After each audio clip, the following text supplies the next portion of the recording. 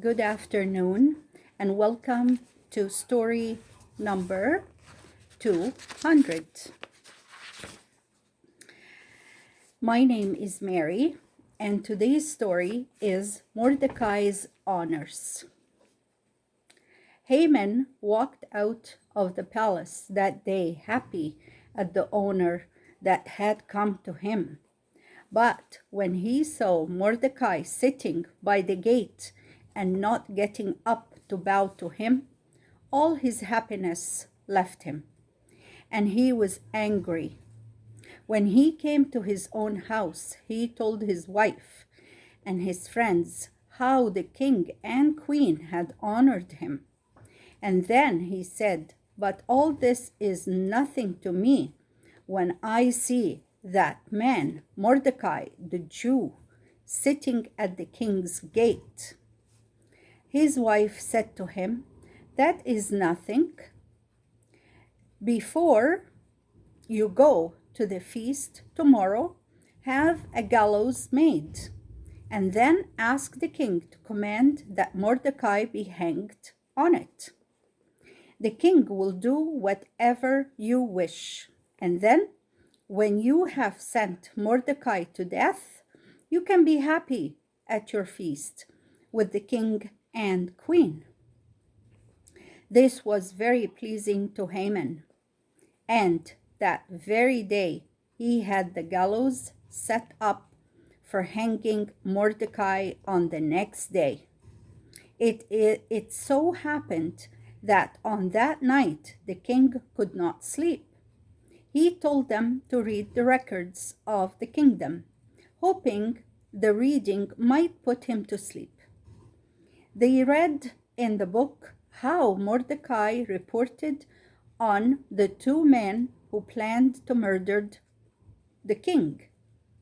The king stopped the reading and said, "What reward has been given to Mordecai for saving my life, the life of the king, from those men?" "O king," they answered, "nothing has been done for Mordecai."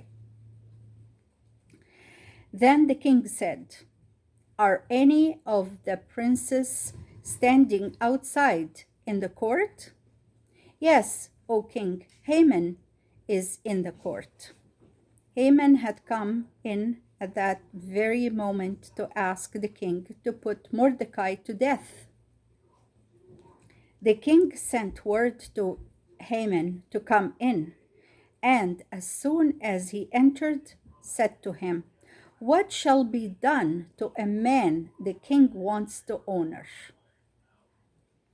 Now Haman thought the king wanted to honor him, so he said, "The man the king wants to honor should be dressed in the garments of the king, put on the horse the king rides, and the royal crown set on his head. Let him ride through the main street of the city, and let one of the nobles call out before him, 'This is the man the king delights to honor.'" Then the king said to Haman, "Make haste and do all this to Mordecai the Jew, who sits in the king's gate.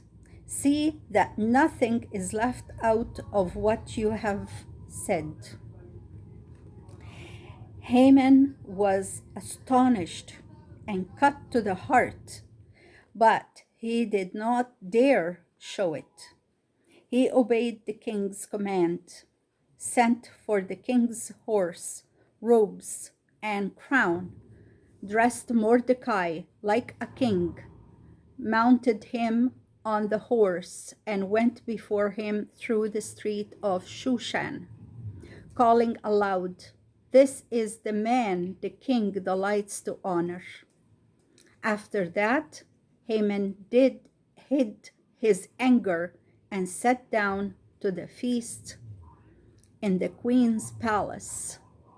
He had not said a word to the king about having Mordecai hanged. And that was the word of the Lord. Now we come to our discussion questions. Number 1. What did Haman want to do to Mordecai? What did Haman want to do to Mordecai? Why? Why? Number 2. What did the king find in the record book?